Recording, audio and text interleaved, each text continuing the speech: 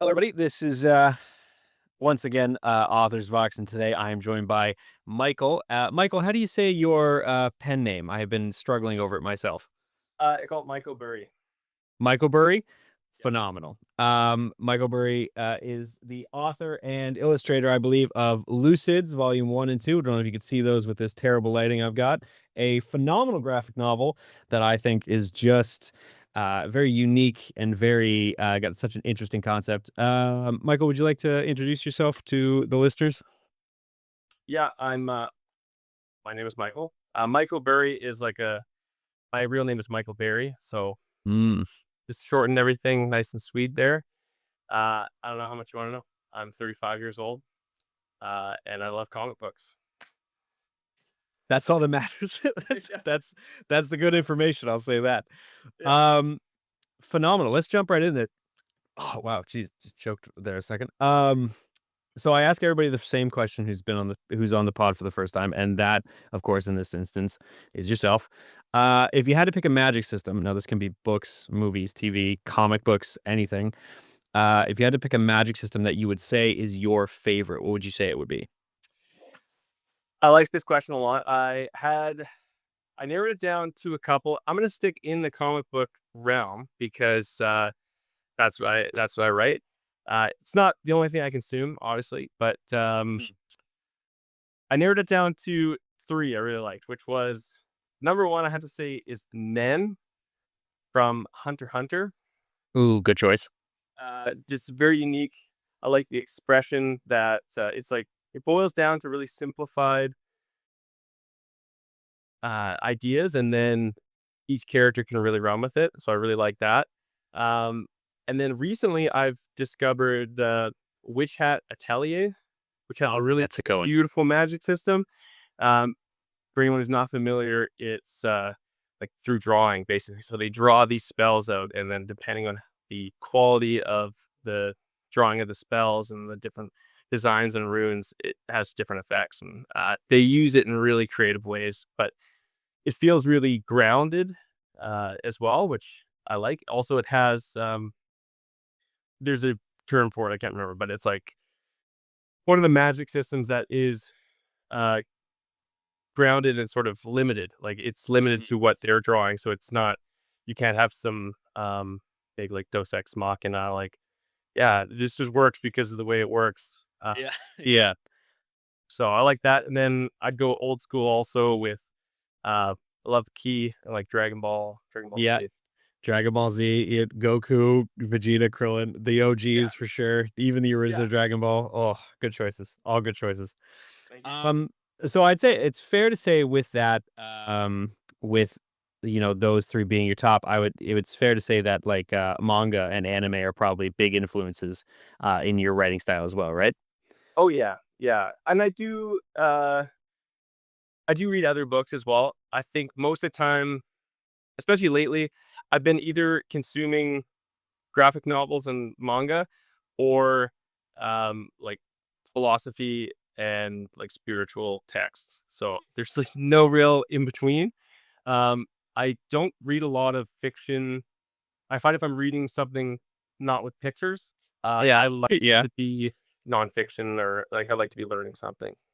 That's totally fair. Yeah. I myself, I'm a big fan of manga and comic books myself. My digital library is almost entirely those two things. I'm a big Naruto and Black Clover guy myself, so I think those two Oh are yeah. just tops.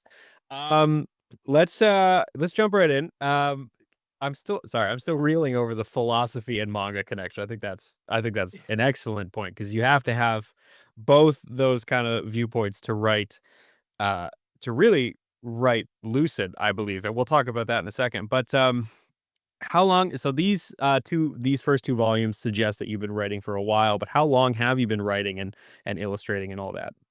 So the idea itself came like I was toying around with it for probably 15 years. And then I didn't get serious about it. I was just looking through my phone actually trying to find out the actual time frames of things. Yeah. But it looked like I had started getting serious about it in 2022.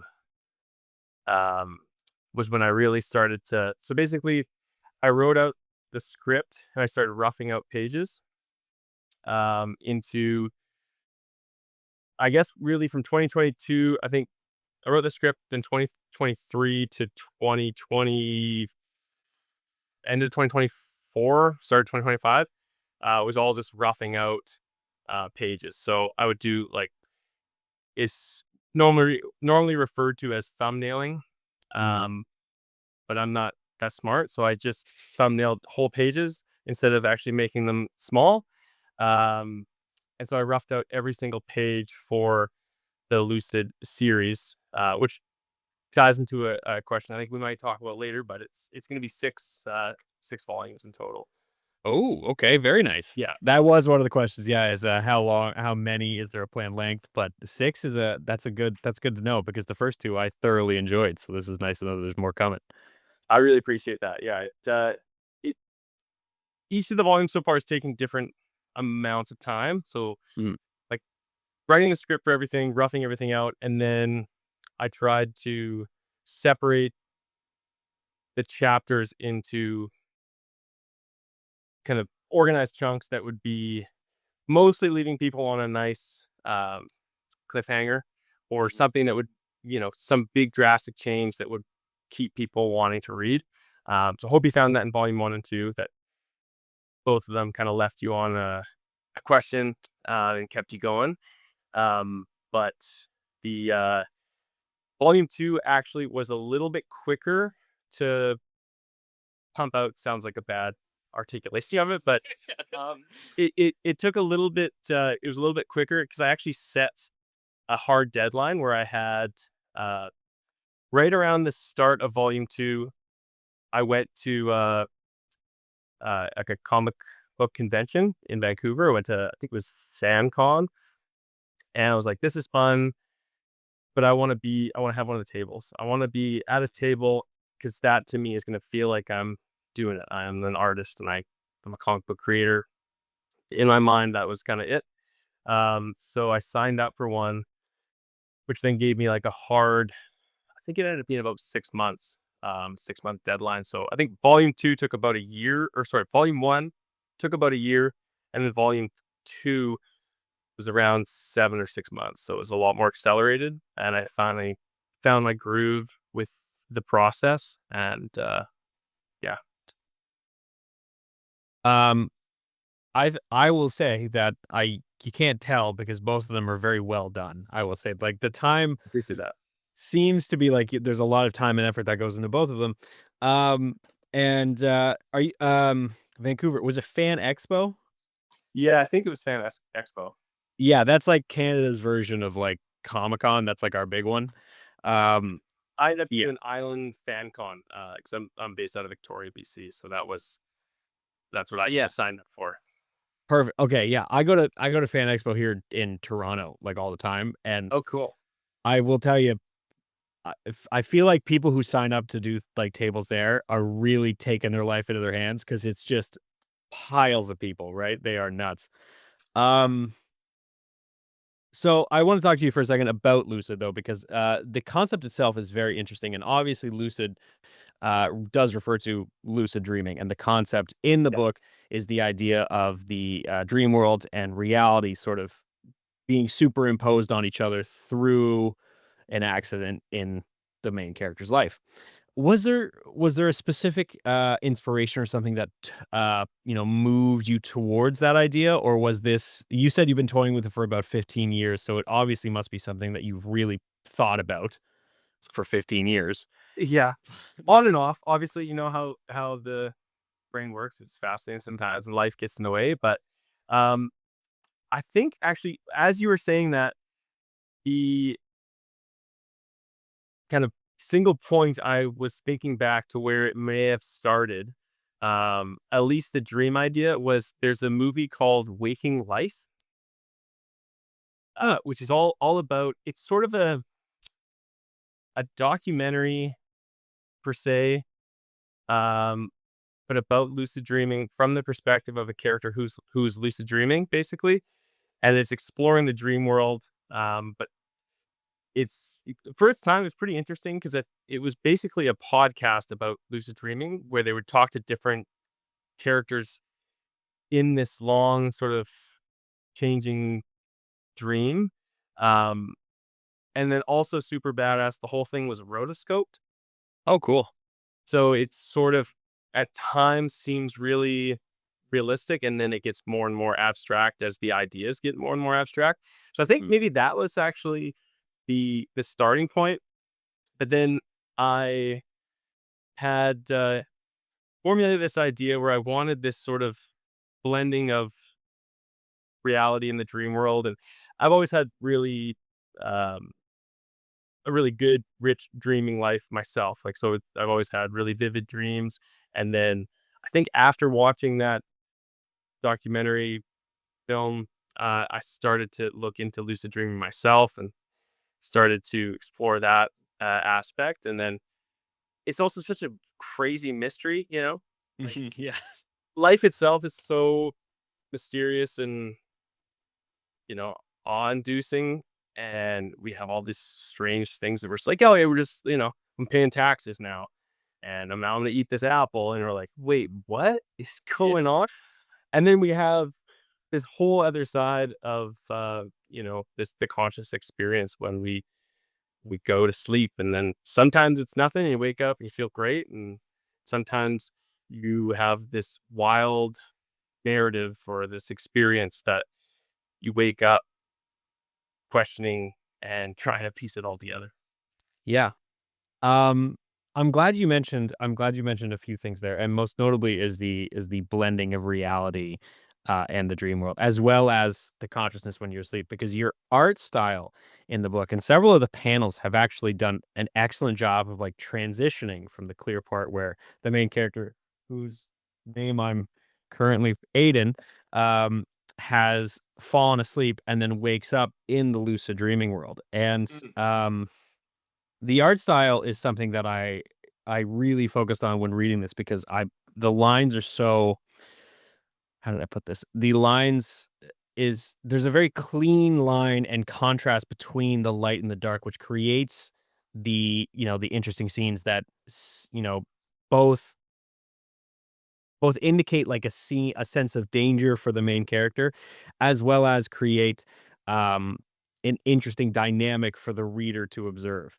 Uh when you It's very rare that we get to talk to people who do the illustrations themselves on here. So take us through the creative process for that. Like, what did it look like from day to day? Was it a lot of roughing things out and then just kind of getting an idea of it? Or did you have a clear picture in your head? Or what were what was the process behind that? It was, like I had said, the whole series was roughed out kind of from start to finish. I did go chronologically. There was sometimes, especially in the so basically, I scribble it all out, and it looks like crap. And I look at it, I'm like, yeah, I have this idea. I think this is what it's gonna look like, and I can see the final result a little bit. But if someone was to look at it, they'd be like, "Wow, like, do you have like a niece or nephew that got into your iPad? Like, it's really sweet of you to write this book with them." And Uh, it looks bad. Sometimes there's certain pages or certain aspects of the page where I like. Occasionally, something will come from that that's really I do really like, but then I find that being so free form with it, it's just about getting the story and trying to have it make sense visually. Um, I don't think this is the best way to have done it. Any After I started doing it and I was looking for more resources on the internet about like how to make a comic book, everything said like start small, do a one shot, do like a 10-page one shot or something. And instead, I was like, yeah, I'm totally gonna do a small 1,200-page six book series one shot, which wasn't the best, but um, yeah. So I'll rough it out and then I'll basically turn the opacity down. I do all of it on my iPad, mhm. and so well, not all of it actually. I guess there was some pages from that were out of order that I had. done just on paper, and then I think I scanned them or took a picture. Who knows? And then yeah, I would change the opacity, and then I would start blocking out the panels, and then start to. Sometimes the underlying sketches were enough skeleton to just draw right on top, but sometimes I would have to reorganize what I had drawn, or looking back, because some of these pages I would do in order, and now it's been like 2 or 3 years since I looked at these pages. And Mhm. then now that I've done the 2 volumes to completion, I've started to see I've learned more, and so there are a lot of things now that I'm changing, or I've decided that I didn't like how I laid it out originally, or I've read something recently, or I've seen something, some other art that has influenced me, and I realized there's a better way of portraying it in a more dynamic fashion. Um, and then I'll, try to redo that, and it is pretty long. I guess it's not the most efficient thing, especially in like the day of AI and all this stuff. I'm like, wow, I really chose a very long, arduous thing. Mhm. But then I enjoy it so much that it's worth it. But yeah, so I'll do the rough sketch, then I'll do the line work over top, and then I'll add in um, tone and word bubbles and different effects and stuff like that. Mhm. I mean, that's the best process to go about, right? Is doing it yourself and roughing everything out. I do like how you mentioned though that you do a lot of it on your iPad. And I myself, I'm not an Apple guy, but I will say one of the best things about Apple Yeah, products is not their s- not creativity. sponsored, by the way, not sponsored. Yeah, yeah. Nobody on this podcast is sponsored by anything, but I will say that like the creativity that is available to people who use tools like that are so important for creatives, either music or art doesn't matter. Um, and Into some of those tools too, I found like because in the second volume, I started to experiment a little bit more with like taking a digital picture and then saving time. Like I could backgrounds are not my forte. Neither are characters for that matter, but the some of the backgrounds that look the best in particularly volume two, I either put in like a 3D model and then drew over top of that, or I actually took a lot of the cool there's a couple I don't know if you remember in volume two, there's like a cloud sequence. Um and that is a digital picture that I took, and then I actually superimposed it's actually the skyline of Victoria from 2 impossible angles. oh wow. I superimposed to one. Um, but yeah, just after that, there's the cloud sequence, and that's actually a real photo of a cloud that I had taken, when I was at work one day, and then I adjusted it, I drew over it, and then 'cause I think actually that whole sequence was supposed to be sort of this, like, abstract city turning into an elevator, and then as it was like city lights, windows turning into elevator buttons, and then ended up in kind of a dark area when we first meet Sandeep in there. But then Mhm. I was for my job outside of comic book creation, I am a pilot, and I was flying by this big cumulonimbus, and I saw sort of what looked like could be a face in it, and I was like, "Oh, that's really cool." So I snapped a picture, and then I used that picture um, as inspiration for that whole sort of cloud sequence. Mhm. Um, I don't remember my point there. I think it was just the tools. I started leaning into the tools more. Um, so yeah. I mean, yeah, photorealism has been used in not even photorealism. Photos themselves have been used in comic books for years. People have been DC, Marvel, Dynamite. They all use backgrounds like that. So I think it has added a level to this novel because that scene in particular, I remember standing out with Sandeep's face in the cloud. I thought that was an excellent way to incorporate a secondary character into this dreaming world where it's like their own personal dream that they've then been kind of Aiden has kind of walked into, um, which created, a real depth to these characters that you sometimes have to wait like a long time to get into graphic novels. Like sometimes like we were talking about anime and manga earlier. Like if we look at Dragon Ball, specifically like the first series of Dragon Ball, Yamcha's introduced and then has no depth for like 6 or 7 volumes, Yeah. which is kind of rough because you're like, there's this guy who appears in issue 2 and then does no development, but you have added these characters in such a way that has immediately given them character development and therefore define their characters a little bit better, which I think is a great way of doing so. Um, so we keep talking about the process here, but I would like to ask. Now, the next question I had was, what came first, the narrative or the art? But I think I'm going to ask is what was finished first? Was the narrative finished or was the art finished first? Where you were like, I'm set on this. Now I can work on this and finish this up. It's definitely the narrative. Because I spent just a large chunk of time, maybe a year, or 8 months or so, just trying to write the script out. Um, but it's funny. I feel like I learn a lot as I do things. Like that's my best way of learning is just by trying and failing and doing stuff. So like it's not written in script format. It's just me on my laptop. I was working from home at that time. And so in between breaks from doing stuff, I would just write the script and then I would sometimes get stuck on something. I'd go for a bike ride, go for a run, and then all of a sudden it would formulate in my mind and I'd come back and write it out.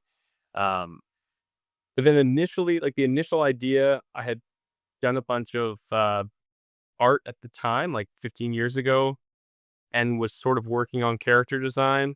And then originally it was going to be a really large ensemble cast. And then I had to narrow it down to really figure out why these characters were going to be involved and like what role they were going to play in the overall narrative. Um, and then, yeah, started doing the art.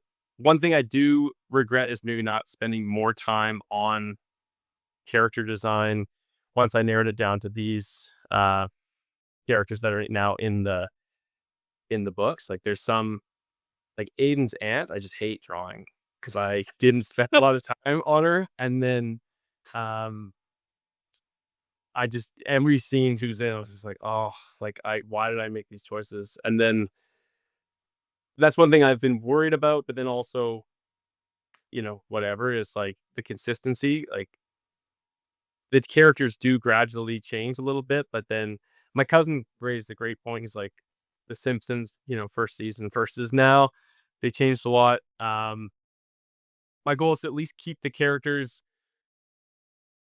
They are different enough from each other. You're not going to get them confused with each other, but Mhm. then they do change a little bit, which was probably not bad.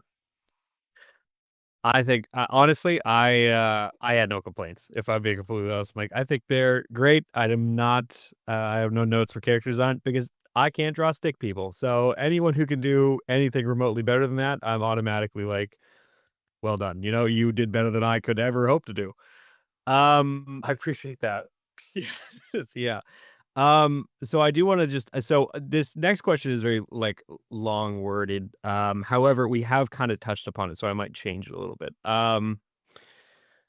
But we talk a lot about process and everything and uh the narrative, and I do like to bring up the concept of theme because I think theme is so important when we discuss the narrative's intention. And both volume 1 and 2, in my opinion, they were phenomenal, but there's a very clear tone shift in volume 2 where the beginning it kind of switches more towards like the narrative of like rescue and peril in the realm, where volume 1 is like Aiden realizing he's in a dream realm and that the things that are happening are actually happening.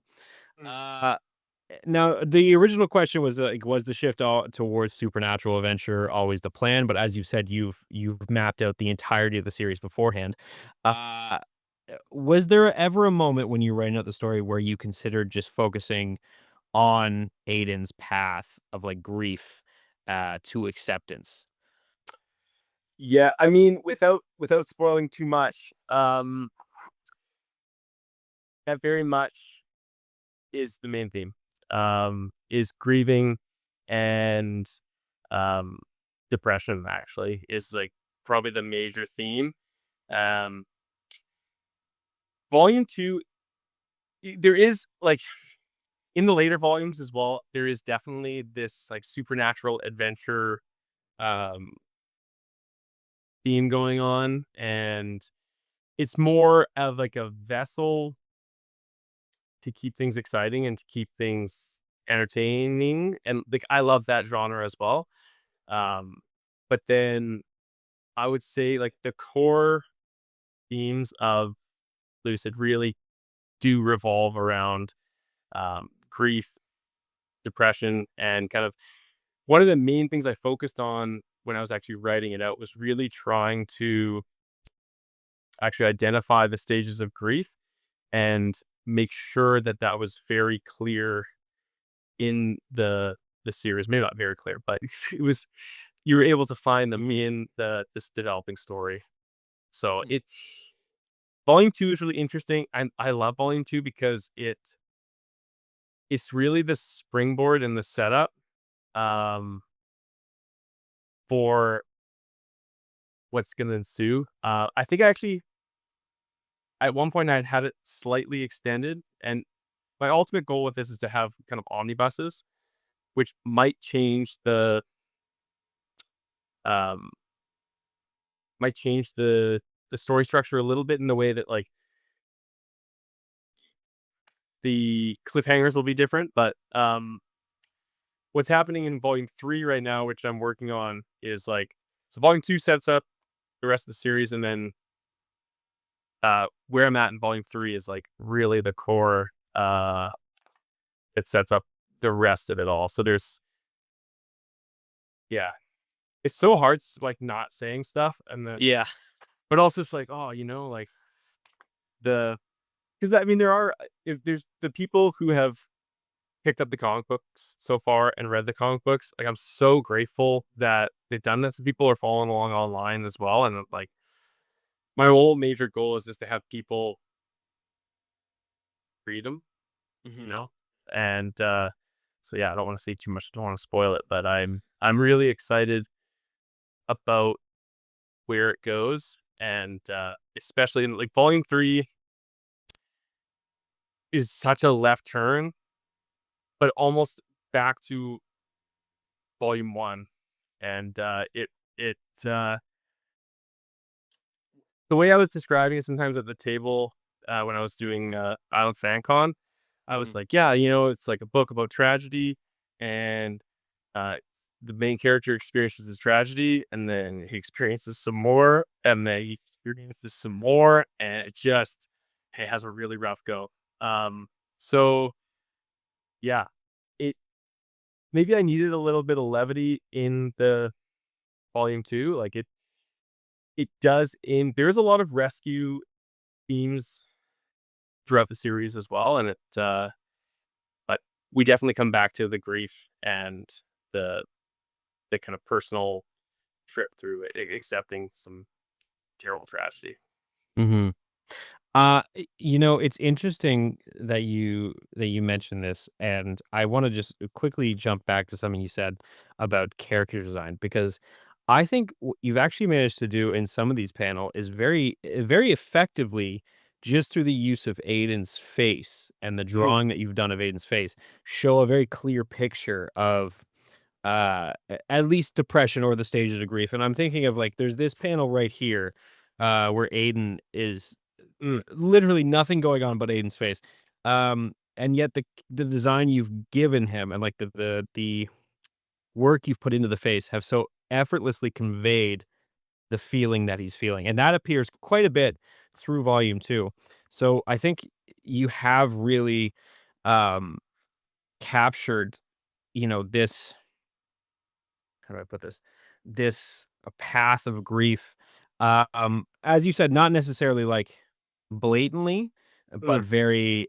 very subtly, in a form that works, I believe, for this particular narrative. Um, that we do have, so we have talked about pretty much every one of these questions that I have left, just like interwoven into each other. So we're That's gonna how it go to my, yeah, just effortlessly, as if I don't even need to ask the question itself. I will say I do have two questions left for you, two main questions left for you, and then I got the 10 rapid fire questions. The first question I have, I have mentioned this many times. I am an English teacher here in Canada. Um, but literacy rates are falling, like just plummeting, in North America as a whole. So let's say you're standing in front of an English class that could be high school, elementary, university, whatever, and you're asked to give one reason, one good reason, one bad reason, doesn't really matter. One reason in general, the kids will usually accept it, as to why students should spend more time reading and writing. What would you tell them? I say you can explore the entire universe.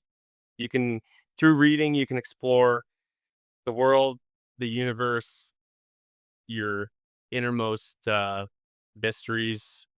It's a way of living lifetimes amongst lifetimes. That is an excellent answer. One of the reasons I love that question is because I always get different answers and everybody has a different perspective.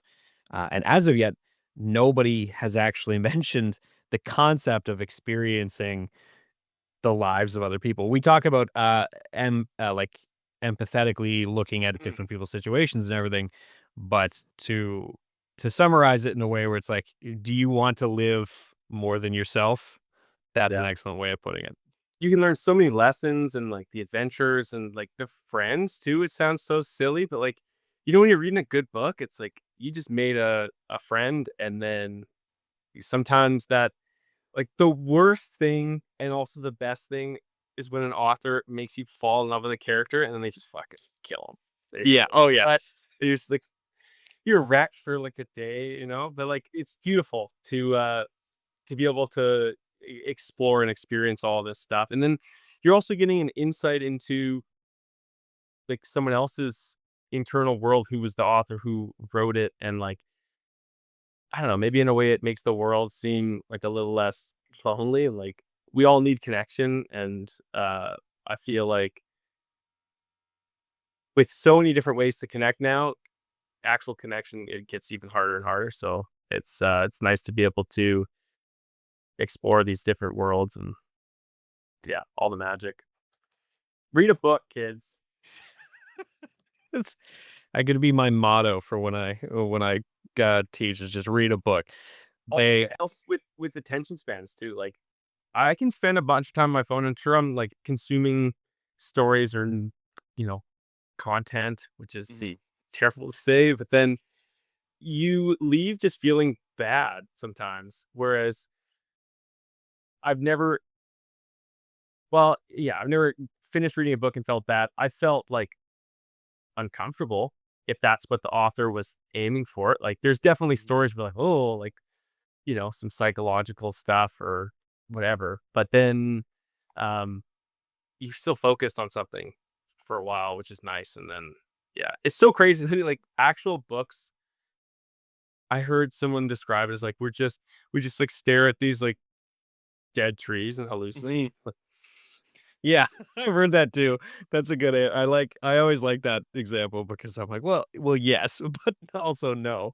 Yeah. Um, Drugs, read books. read books. Yeah, you want to hallucinate. Let me throw some knowledge in front of you. You might like it. Phenomenal. So we've been talking a lot about your journey, through, from conception of this idea of Lucid to the end of, production at what you're working on now. Do you have any advice for someone who's maybe looking to do what you did Mm. and, create their own graphic novel, publish their own graphic novel? Do you have any advice for someone who would do that? Heck yeah. I'd say just like, one step at a time. One of the quotes that I constantly remind myself of is something I'm paraphrasing, but it's like first make it exist and then make it good. And I get so caught up, like I can be a perfectionist and I'll be scrolling through Instagram or looking at art or reading some of the comic books on my own shelf. And I'm like, wow, like these artists are so talented or the story is so good. And then having the desire to do that myself and make it, to this quality. Because often our taste evolves before our skills. And it can be really frustrating when you're seeing that you're not able to get to a quality level that you're like, yeah, I really like this. This is it. Um, but then also like it's you either do the thing or the thing never gets done. So if yeah, it's sometimes it might take a while too. Like this one, I was playing with the idea for so long until and maybe this is like I'm in my 30s now. So maybe uh that was part of it too, where I was just like, okay, if I don't do this, I'll never do this. And I've lived a really interesting life so far, and I feel like a lot of that really stems from deciding to do something and then doing it and not really worrying about the details. Like obviously worrying about the details, wear your seatbelt, put your helmet on, but Yeah. not really worrying about how to get there because that can be so paralyzing, like the blank page or trying to do something complex and just seeing the finished product and not looking at it step by step. Like, it's another classic one, like 1,000 Mile Journey begins with one step. So I would say just start, sit down, if it's a story idea, put the title on the top of the page and then just even start doing the layout. Like I found that really helpful. Um, and just once it was like okay, I'm gonna write this script. And I started writing the script, and then before I knew it, I had done a script. And I was like, okay, cool, wow, this is done. And then I started roughing it out, and each night for a while, I would just write or draw a couple pages. Most of the time, it'd be like 2 pages at a time, really, and then occasionally a couple more pages. In my current workflow, it can be anywhere between like 0 pages a day, depending on my work schedule, or like I think the most I've done is like 3 or 4, but that's like an all day sit down, got to stretch after because I'm got sore hips. Mhm. But you know, just roughing out a page, you get another page done, get another page done, and then all of a sudden I was like, oh wow, like I've roughed out all the pages, and then I was like, okay, I gotta now make them look good, and then before I knew it, I had the volume one done, and it's amazing to have that crystallized now and be able to give this book to some people and, they see it or they pick it up or they don't. They look at it and it's like, "Oh, cool, whatever." But, like, for me, it's this crystallization of, like, hours and hours of time, which maybe that is demotivating as well, but it's like, it's just showing up, time in the chair. That's the biggest one for me is, like, sitting down. I think it was, Neil Gaiman, who his whole writing style, or strategy is he goes out to this, little area in his backyard, and it's like he can sit there and do nothing, or he can write, Mhm. and that's how he gets things done. So, yeah, I'd say just do it because like you only get this one life. If this is something that's important to you, or even if you're just kind of curious about it, it it's something that's allowed me to grow so much, and, like, it's so fun to learn things and try and fail, and then, um, it gets addictive as well too because you have like, I love progress. I think in my life, like, that's the thing that I've gravitated towards the most, and it can be frustrating when you don't see the progress. But then it's sneaky, but then showing up each day and or whenever you can and doing it, Mhm. it slowly but surely will formulate into a finished product. Um, and like I don't have all the time in the world too. Like I'm a busy guy, but Yeah, fair. I I made the time, um, and it it's kind of about saying no to some things and saying yes to what's important to you. So yeah, if someone wants to do this, I'd say you don't have to wait for permission. You could fully just if you have a story you want to share, share it. Whether it's writing it up on Reddit or writing a novel or doing a comic book, doing a web comic. I did all my stuff through KDP as well, so Kindle Direct Publishing on Amazon. Um, not waiting for someone to discover me and say they're going to publish me, and it's just like you with the tools that we have with modern technology. If you have your idea, you can make it happen. Even if like I'm not the biggest AI fan, but at the same time too, it's like if that's the only way you're gonna write your story or bring it out into the world, give that a go. But it doesn't feel as good as just coming right out of you and making something yourself. Because yeah, I think we have this ability to create, and you may as well just use it. Especially if you have a story. Like it's not doing any good just bouncing around. Like I remember telling people we go on a hike or something. I'd be like, yeah, like I have this idea for the story, and they'd listen. They'd be like, wow, cool, that sounds neat. And then we go our separate ways. They're like, yeah, just do it. Like the Shia LaBeouf, Do it. Yeah. Yeah. just do Yeah. it. Don't let your dreams be dreams. That's That's good. that's yeah. This is perfect. That's great advice. I think you definitely hit a lot of points that people like don't do. You just have to get out there and write it. Just put it on the page. Doesn't that Um, like yeah. look at just one more example. I think it's the creator of One Punch Man. I don't know if you're Yeah. so I've read a little bit of it, but like he just made it and it was janky and whatever. And then an artist was like, I like this, and they it turned into one of the biggest, you know, comic books in the world. Um, and he just made it exist Mhm.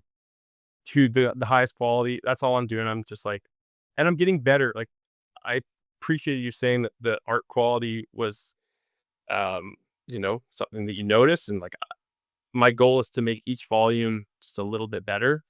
At one point, someone said too, they're like, "Oh wow, like I found it really interesting how the lack of furniture and stuff in Aiden's house was really reflective of his mental state." And I was like, "Oh, cool, yeah." I just like didn't draw any furniture because I forgot, or I'm just not, Yeah. Like, it wasn't whoops. important to the scene, so I didn't put it in Yeah. there. Yeah. Yeah. And I was like, "Wow, cool. I'm glad." Yeah, no, totally. That was a good idea that I did that. Yeah. Yeah. And like, actually, that's just how my house looks. Are you saying I don't have enough furniture? Is that what's going on here? Yeah. I If that was my house, Aiden would have just an entire comic book collection in his room and, like, nothing else, so would've been totally fine. Um, he okay, wouldn't cool. be Yeah. so bad either. Yeah. Just be reading Yeah. all the book. Um, okay, I have that's it for formal questions. And as always, I try and do 10 rapid fire questions that are in some way or shape or form related to the author in question. So are you ready for those? Just say either or. You don't have to give an explanation. Either or. No, I'm ready. Let's do it. Okay. All right. So when writing, pen and paper or computers? I I do computers. Microsoft Word or Google Docs? Neither. Yeah, it's just, Neither. I think Microsoft Word document. Fair enough. Movies or TV? Ooh, I'd say movies and good TV that I don't like, ongoing stuff that doesn't have, like, a set arc. I like Ah, okay. Yeah, I get you. Live action or animated? I think I know your answer for this one. Not necessarily. I love both. I love both done well. Really creative animation is amazing, but really good movies with live actors, and when you're sucked into it and you just believe that it's happening, um, as long as it's not American Sniper when what's his name was moving that baby The doll's arm. fake baby. Oh my god, That's that scene haunts me. yeah, both except for that. Such a good movie, such a terrible part. Yeah. Yeah, visiting cities or visiting countrysides? Oh man, I love both. I do a lot of traveling, but I like the nature.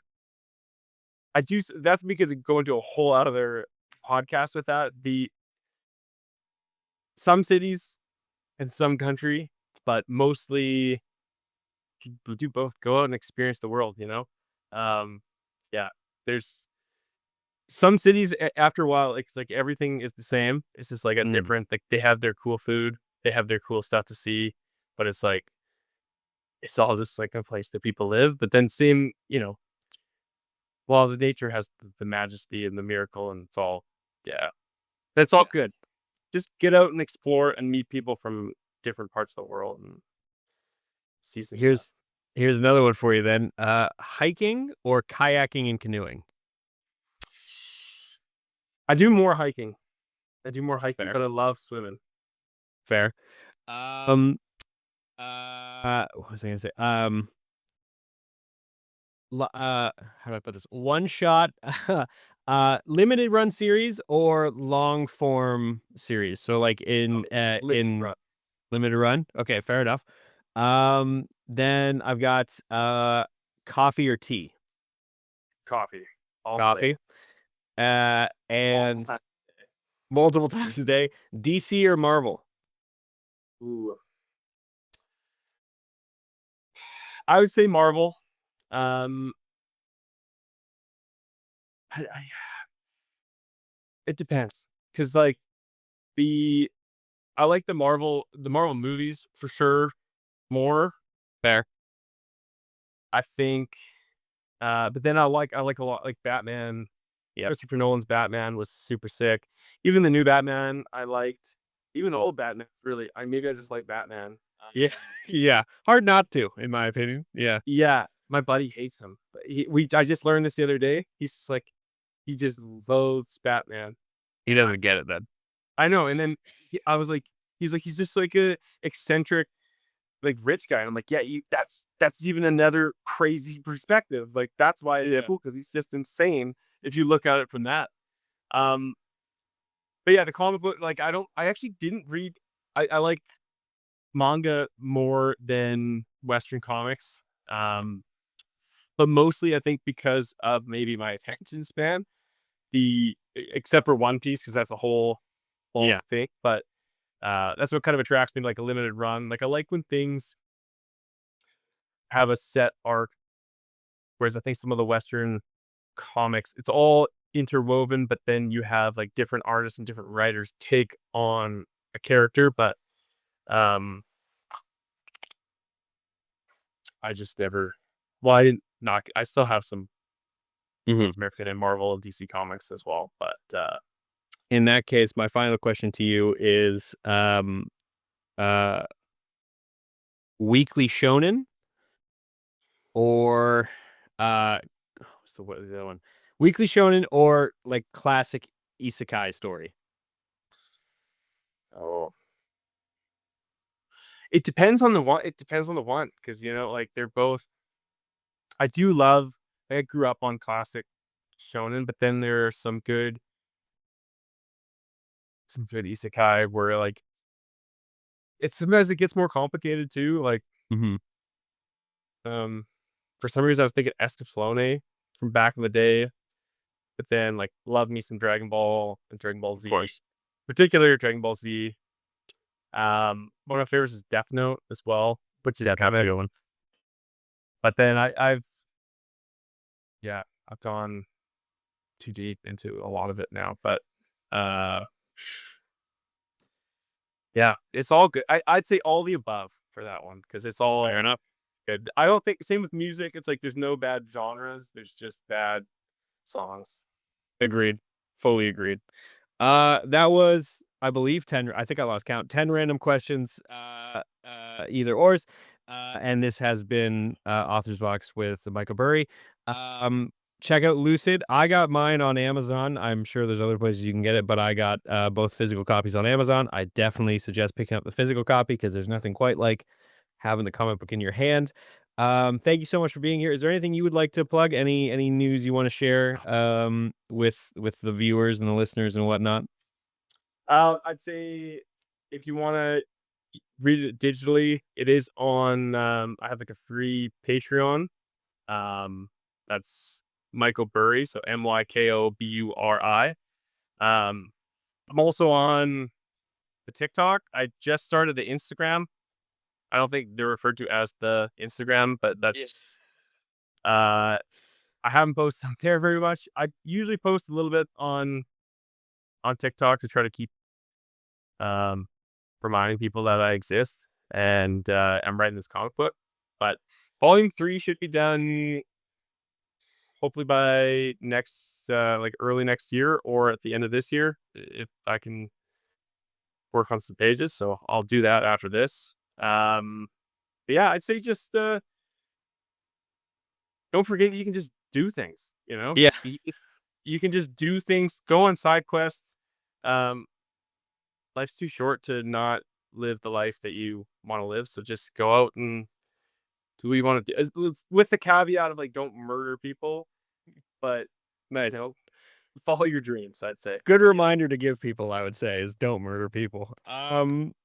Phenomenal. Well, this has been Author's Box with Michael Burry. Follow him on TikTok and the Instagram, as he calls it, and anywhere that you might run into him, including perhaps maybe some more Comic Cons in the near future. Who knows?